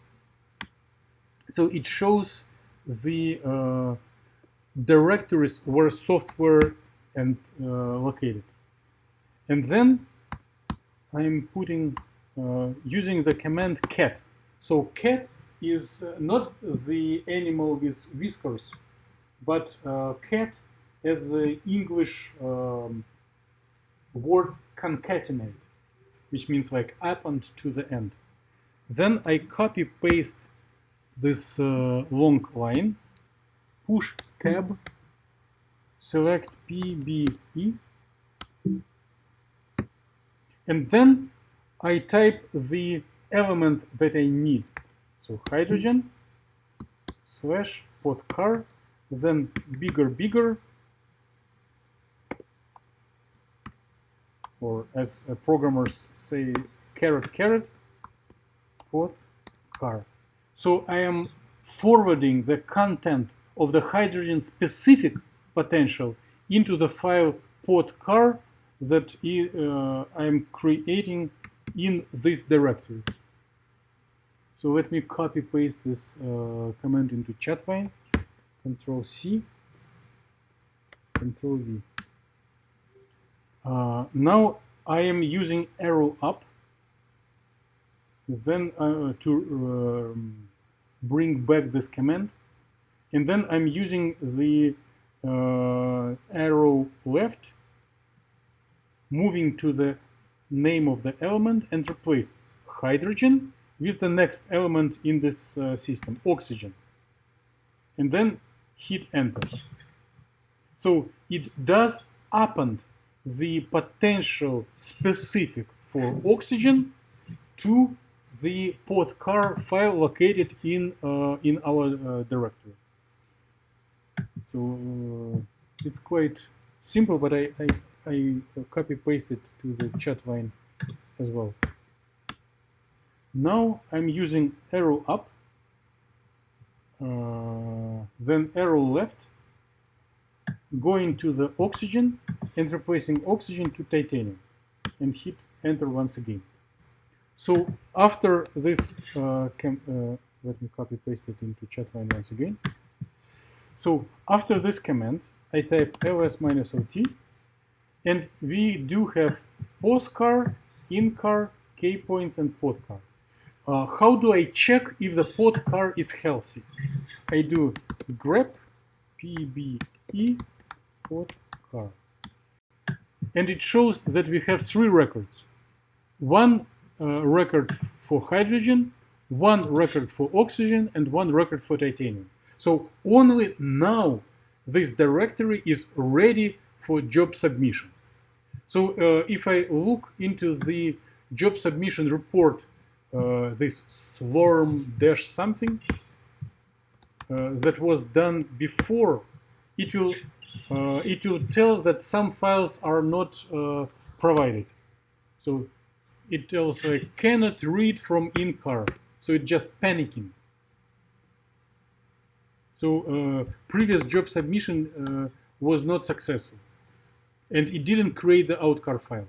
But if Kristen, would you like to type qsub command, or not qsub, sbatch command yourself once again?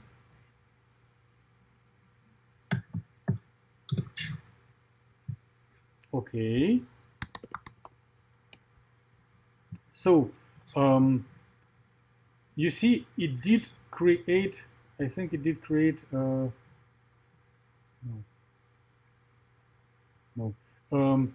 We need to wait until the job is done. Oh no! If you one needs to do it in this same. I can type it myself. Then I will type the repeated steps. Okay, yes, that's good. So let me type the. I will type this sbatch command in your KL path node 2 sbatch, and then name of the job scheduler script, query something. So I hit enter, and it tells submitted batch job. And we all already know this command, but I'll do Control C and Control V here into the chat line. So I see submitted batch job and then the number. So Control C. Instead of grep, SQS grep debug, I can do SQS grep and then number of the job, and then it will give report only about this job. So here is a number of the job, the same as was reported, submitted by job, and then I cannot speak it out, it's too long. 3, 2, blah, blah, blah, 10. Then it is pending. It uses 1 core, and it is not yet running. And here it gives the reason why it is not yet started, because other jobs in this short queue are already running. Later on, we will be running much more jobs simultaneously, but here we are using the quickest one. So SQS grep debug. So right now, SQS grep debug. So right now we do have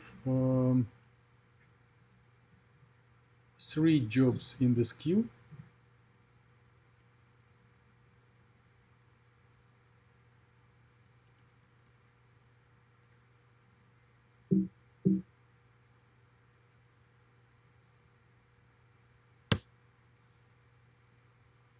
and the job that ends with 50 is running, and the job that I have just submitted on behalf of Kristen is yet in the PD, pending status. But if we wait, if we practice patience a little longer, it will be done. It should go successfully. Okay. Let me go into the then into the directory KL, but node without one. -OT. And you see, after running, it generates this out car. So tail out car, and it shows this report. So this job is quite quick. It used only 65 seconds and overall time in 2 minutes. So Dr. Dimitri, yes. In my case, I put already CP incur. Then I have to put module SOBHASP or just cat. Let me go into your directory and check what is going on there. CD join lambda -OT. You're fine. You're fine. Just I have to put module. No. Wait. If you have successful outcar file, tail outcar, then everything is. You do not need anything else. Incur already I put. Then join the file came. Then I have to put cat global. I have to put, right? After outcar was created, you do not need to do anything else. Okay. Already incur file generated. Car incur geometry. So please, you have outcar, which means good. Yeah, outcome here. Incur then outcome here. But I have to put it flat global. No. So, Joanna, here is the plan. We all need to learn how to interpret outcar file before we submit any other jobs. Make sense? Okay, and before we do so, I want to check that everyone has this outcar file. So in my case, what I have to do? Just wait. Just wait. Okay. Do nothing. So please let me know if someone is not, someone has problems with getting outcar file. So let me check with you.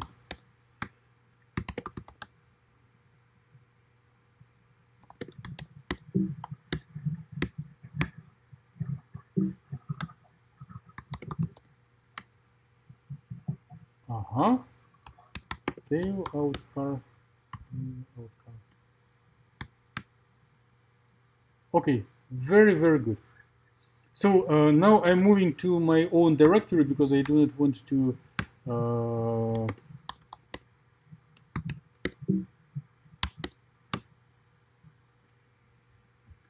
interfere with commands that owners of directory do. And here, let me do first a very simple command. I type more outcar and just hit enter. And then I hit space, the long button at the bottom of the keyboard many times, and just inspect how it looks like. So I'm not reading, I'm just scrolling through.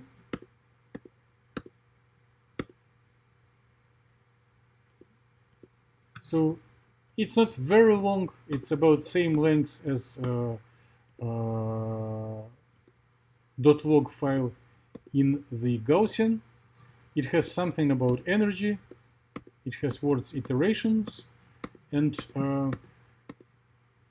later on there will be a way to navigate through this file much easier, but I want to show that one can just look through, and if one approaches the end of the file, closer to the end of the file, one will see the list of orbitals. So you have already seen such list of orbitals where first column is number of orbitals, second column is energy, and third column is how many electrons are on the given orbital. And when we go from the occupied to unoccupied, it means the band gap. So we do need to find the list of orbitals and the spot in this list where we convert from occupied to unoccupied. So in order to find this spot in the automatic way, I can, one of course can scroll through as I did right now, but there is a little better way. So I can do grep Fermi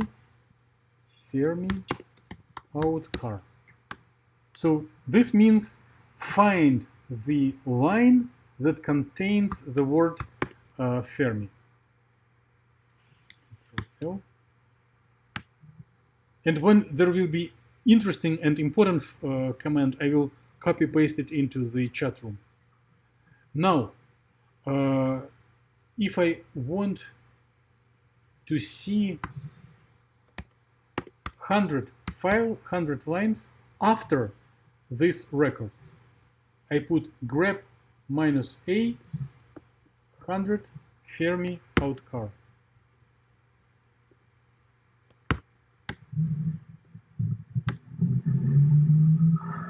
So 100 maybe was too many. Let's do not 100 but like 60. Could you please go my directory, please? Yes, just a second. So please, and also one can forward this into a specific file space. So please practice this command. Could you please? Yes, Joanne, I want to give instruction for everyone and then go to your directory. Okay?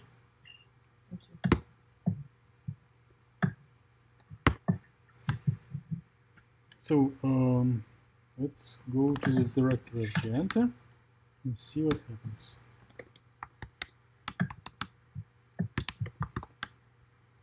More outcar.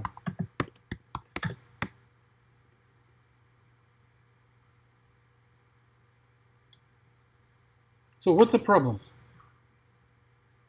So I have to whatever write comment. Type more space outcar. Okay, more space outcar, right? Outcar is big, like capital, and more is small, right? Yes.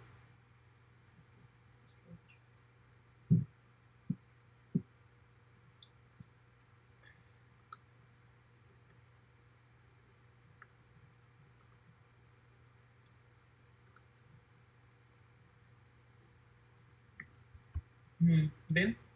And then hit enter, and then hit space multiple times until you see the list of orbitals. So at the bottom of the screen, there is a percentage. There is a percentage of this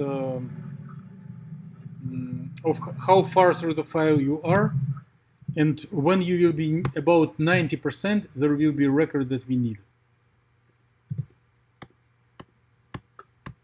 90% or? About 90%, but you need to look for a list of orbitals. Okay. Means a lot of things like Posca, a lot of things, right? Lattice pitches. Yeah, just scroll through. Just scroll it and a lot of key points and found like energy, dimensions of arrays, and like electron relaxations. Okay, about 86%. So you should see same thing as I'm showing on the screen. It is in your directory.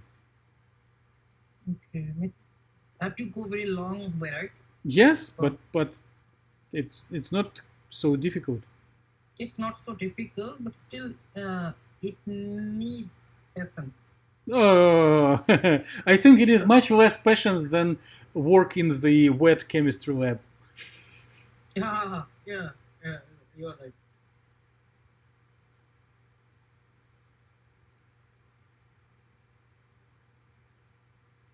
But in lab work means that lab work means that also you have to uh, give some concentration. Otherwise, suppose reaction timing or maybe your TLC checking that Mhm. for product purpose. So means that also patience. The thing is that in here also computer is doing, and they are also experimentally you have to prove it. It's not easy. Here computer is doing. Okay, so did you found this the same spot I'm showing on the screen? Just wait. My case, 72% is going to be completed. So maybe I need to wait some time. You can, instead of enter, you can push space, then it will go much quicker. Space. Space, then it will flip the whole page rather than one line. So 97% is completed. No, you 97. Yes. Do you see the list of orbitals same as I'm showing? Just wait. Just orbital. So maybe that have to go 86%, right? Uh-huh. So have to go back. Just wait 87%.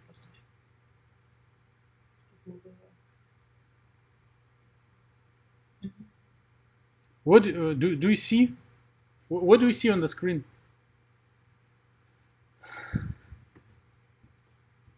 Screen is now I'm observing. I have to go back, right? No. You can go back, but this is only a demonstration. Later on, we will have much more efficient command. Question like total force position, right? No, you need to see the list of orbitals, same as I'm showing on the screen. Okay. Orbitals means 64, 63. This is okay. Like 2 is completed here, and then 40, and then 41 started minus 3.0772, right? Yes, exactly. Very good, very good. So, what is the meaning of this 40 orbital 40 minus 6.43? I think this is HOMO and LUMO. Yes, and HOMO and LUMO means ionization and affinity, or in the terms of electrochemistry, it is oxidation and. LUMO means like electron affinity. HOMO means like ionization potential. Okay. So getting these numbers is one of the goals of our exercise. And let's consider how to get this information in a quicker way. So can you please type the letter Q to stop this scrolling? Q. Or just push space until the file is ended. Q means like big Q or small Q? Small q. Small Q where? Until last? Just Your keyboard, you keep the type of Q. yes. Thank you, Tao. Okay, small Q, and then came directory geometry. Yeah. So now, please, do you see the command in the chat line? Grep A 100. Yeah. This is. Yeah.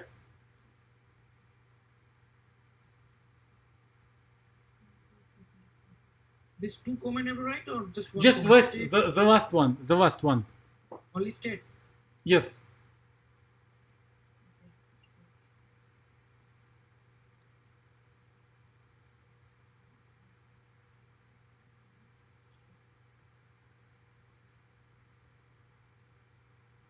Yeah. Then same thing. Okay, and let me check. S minus OT. Yes, you have states. Now please type more states. More states. More space states. More space states.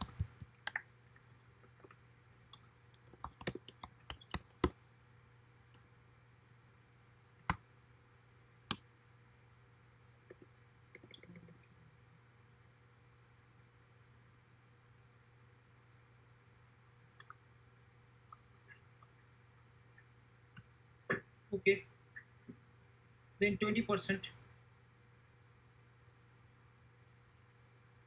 Then I have to go until 80.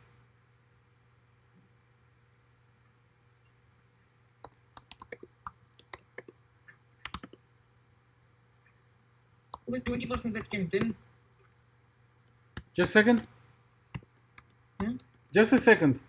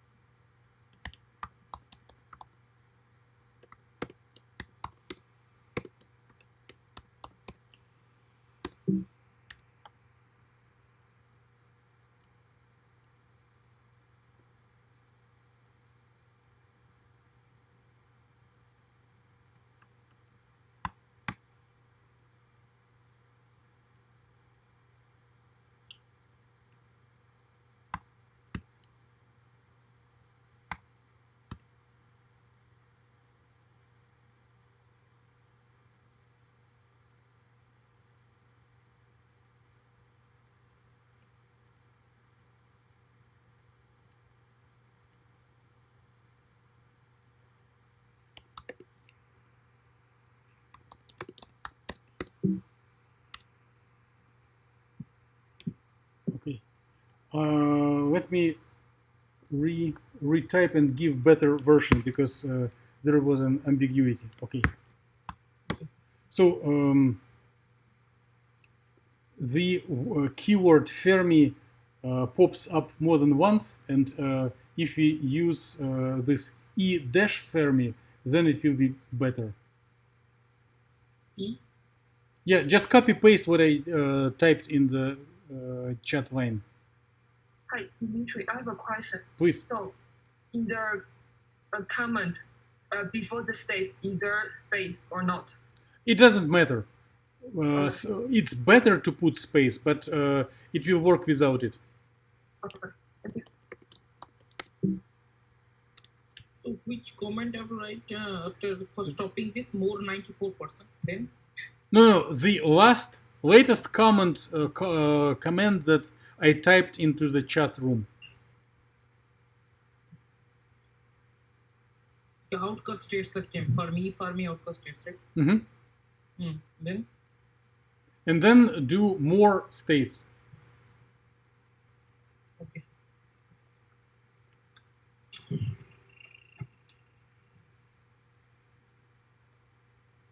Okay. Then And then tell what do you see? nothing, just Summer Johnson. What? Comment not found. Summer Johnson. No, no, no. Can you please copy paste this what you typed? Like minus A60 E Fermi outcast states, right? Uh-huh. Something. Just copy paste. Do not retype it. Copy paste it from if possible. Okay.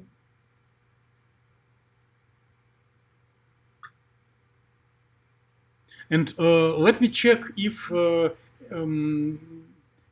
anyone got. Okay, then came still E Fermi outcast states, then Summer Johnson. Then type more space states. Okay, just wait.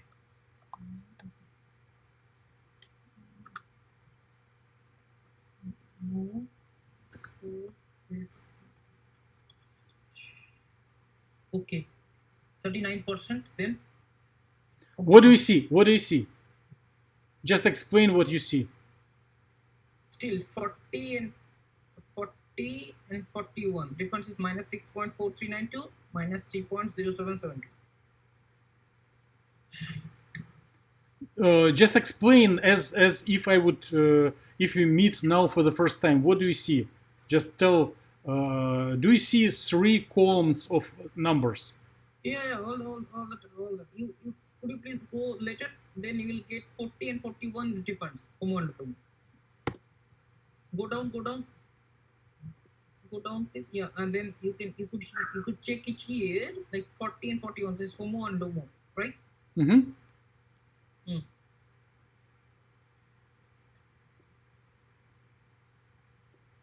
Dimitri, I have a question about this energies. Okay. So usually, in the molecule case, right, and HOMO and the HOMO below is negative, and the LUMO and the LUMO above should be positive. I mean, usually for the molecular case. I'm just curious for here, you see is even the virtual orbitals, most of them still kind of negative. So this is typical for the solid, or there's any other reasons? No. I think it's right, because in energy is negative means that molecule homo homo is more stabilized than LUMO. LUMO energy is more, so -3 is more and -6 is less. So that is homo, that is LUMO. Okay, that's not my question. I know that. I mean, my question is if you have like a Gaussian, right? You run some kind of a calculation, maybe not for this molecule, maybe for a simpler organic molecule. Usually the HOMO is a negative, the LUMO is a positive. It's kind of your Fermi is kind of a vacuum is 0. And for this case, I mean, it can be negative. I'm just curious about, I mean, is this kind of a typical things for the solid, or this kind of, So I understand the question. Okay. So there are some glitches that one may need to fix later, and I'm going to say something that is not absolutely correct in any case, but okay. Ideally, the value of Fermi energy is an observable that correlates to work function of the material. So if you place 2 materials nearby, there will be interfacial charge transfer from the one with higher work function to the one with lower work function. And WASP is makes an attempt to compute this Fermi energy and work function. So the absolute values of this for stable chemicals, it is quite frequent that unoccupied orbitals have negative energies. Okay. If the energy is positive, it prompts that it will be free electron, photoionized. Yes. So this statement is not perfectly and absolutely correct, but it is quite often. Yeah. So I think here minus negative energy means it's a more stabilized, right? Yes, John. We know. We all know that point. Yes, thank you. Okay. So all the time you cannot tell, means you cannot predict that all the time energy will be positive. It's energy you have to predict sometimes that energy can be negative, because it depends on stabilization of the orbital. Right? Yes. Just a second. So we do not have any new material for today because we are all over the time. So everyone is welcome to depart. I see the question from Mahima, and I'll stay here to answer more questions. Okay. So can I leave? Can I leave? Job has been done, right? Yes. So if you decide to complete your session, please type exit. Okay. 2 times. 1 to exit the query, and 2nd to exit the photon. Exit small or big? Lowercase. But if you want to discuss something and make more practice, you can stay logged in. Just as a good practice, type exit. Did you have everything successful? Okay. So the minimal plan for the next meeting will be to compose density of state image out of this files.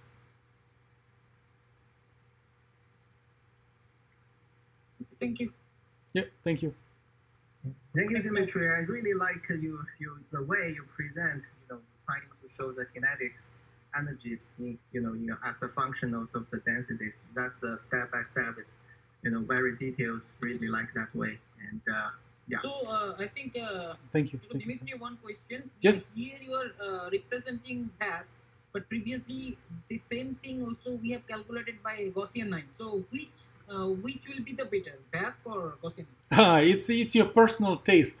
So Gaussian is golden standard for molecules, but Okay. it will not work for periodic solids, or it will give big errors for periodic solids. VASP works for both molecules and solids.